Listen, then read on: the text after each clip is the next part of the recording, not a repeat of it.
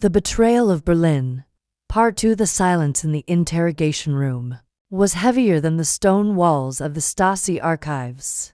Major Muller did not shout. He didn't need to. He simply unscrewed the cap of his fountain pen, the scratching sound echoing like a scream in the small, airless room. Survival is a biological imperative, Anja, Muller said softly, his eyes boring into hers. Martyrdom is for statues. You are not a statue. You are a cataloger. You organize things. So, organize your future for me. One path leads to Hohenschönhausen prison, into a cell you will never leave. The other leads to the door. Anja looked at the steel door. It seemed miles away. Her heart hammered against her ribs, a frantic bird trapped in a cage. She thought of Thomas's laugh, the smell of his pipe tobacco, the way he held her hand in the shadowed corners of the Tiergarten.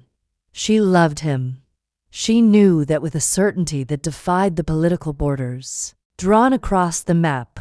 But then she looked at Muller's hands. They were calm, patient. They held the power to erase her existence. The fear was a cold fluid filling her lungs, drowning out the warmth of the memory. She realized, with a sickening jolt, that she was not brave. She was just a woman who wanted to live. I wasn't alone, she whispered. The words tasted like ash. Muller didn't blink.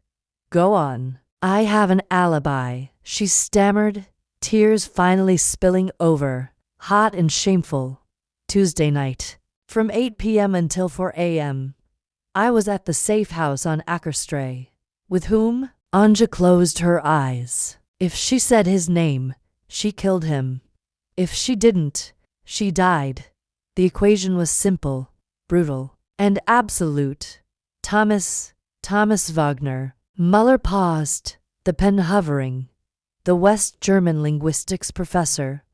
Anja nodded, a sob breaking from her chest. He comes across, quietly. We meet. That's all it is. Just us. I didn't steal the dossier. I was with him. I swear it. The room went silent again. Muller slowly capped his pen. He didn't look triumphant.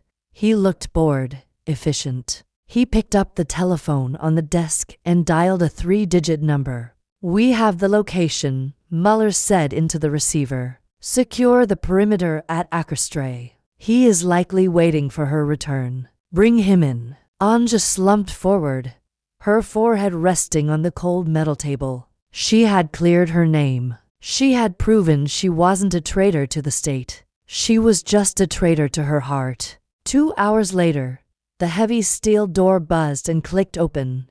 You are free to go, Fergulein. A guard said, his voice devoid of emotion. Your alibi has been verified. The charges of espionage are dropped.